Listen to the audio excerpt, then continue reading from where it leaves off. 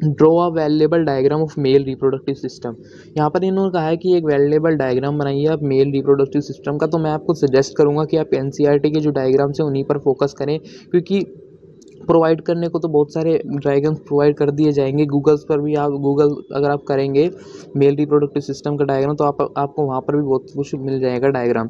लेकिन जो पेपर में या फिर बोर्ड एग्ज़ाम की अगर हम बात करें, जो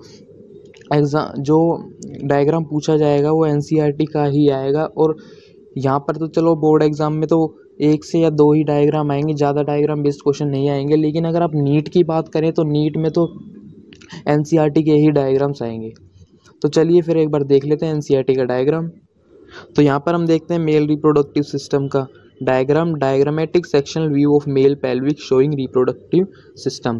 तो यहाँ पर तो हमसे डायग्राम ड्रॉ करने के लिए ही कहा है, लेकिन हम थोड़ा सा इसको समझ भी लेते हैं। तो देखिए जो मेल रिप्रोडक्टिव सिस्टम का डायग्राम है वो आपको ये पोर्शन ओनली याद रखना है, क्योंकि और जो भी है ये यूरेटर है, इजैकुलेटरी डक्ट है, सॉरी इजैकुलेटरी डक्ट तो मेल रिप्रोडक्टिव सिस्टम का ही एक पार्ट है। यूरेटर है, रेक्टम और एनएस है, इनको शो करने की आपको कोई ज़रूरत नहीं है क्योंकि ये मेल रिप्रोडक्टिव सिस्टम के पार्ट ही नहीं है। तो ये देखिए अब एक एक करके हम इसको एक बार देख लेते हैं फटाफट। तो सबसे पहले आती है टेस्टिस। टेस्टिस जो होती है तो वो होती है प्राइमरी सेक्स ऑर्गन। तो प्राइमरी सेक्स ऑर्गन्स के क्या होता है वो एक बार समझिए। प्राइमरी सेक्स ऑर्गन जो होते हैं वो हार्मोन रिलीज करते हैं और गैमेट का प्रोडक्शन करते हैं। गैमेट का ट्रांसपोर्ट नहीं करते, गैमेट का प्रोडक्शन करते हैं। गैमेट ट्रांसपोर्ट जो करते हैं उन्हें क्या कहा जाता है, सेकेंडरी सेक्स ऑर्गन्स। तो देखिए सबसे पहले होती है टेस्टिस। टेस्टिस के अगर अंदर की हम बात करें तो टेस्टिस के अंदर पाई जाती है seminiferous tubules.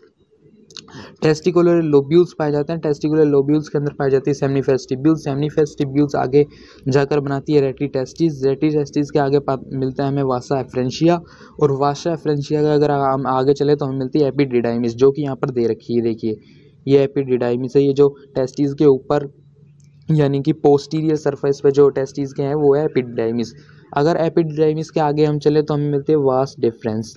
Vas deferens vas deferens से आगे चलें तो वास डिफरेंस और सेमाइनल वेसिकल मिलकर एक स्ट्रक्चर बनाते हैं जिसे कहा जाता है इजैकुलेटरी डक्ट। इजैकुलेटरी डक्ट के अगर हम आगे चलें तो हमें मिलता है ग्लैंड जिसे कहा जाता है प्रोस्टेट, जो कि सिंगल पाया जाता है। इससे आगे अगर हम चलें तो प्रोस्टेट ग्लैंड से आगे हमें मिलता है bulbo urethral gland. Bulbo urethral gland जो कि पेयर में पाए जाते हैं। अगर बल्बो यूरिथ्रल से आगे चलें तो हमें मिलता है यूरेथ्रा, जो कि सिंगल पाया जाता है।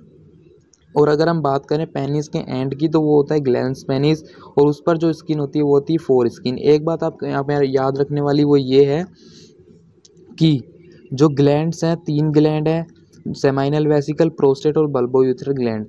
इनमें से एक ही ग्लैंड है प्रोस्टेट ग्लैंड, जो कि सिंगल पाया जाता है। और जितनी भी डक्ट्स हैं उनमें सिर्फ एक ही डक्ट है इजैकुलेटरी डक्ट, जो कि सिंगल पाई जाती है। यानी प्रोस्टेट ग्लैंड और इजैकुलेटरी डक्ट हमेशा सिंगल मिलेगी आपको, और जितने भी डक्ट्स और ग्लैंड है वो पेयर में मिलेंगे। तो ये बात आप याद रखना। तो चलिए चलते हैं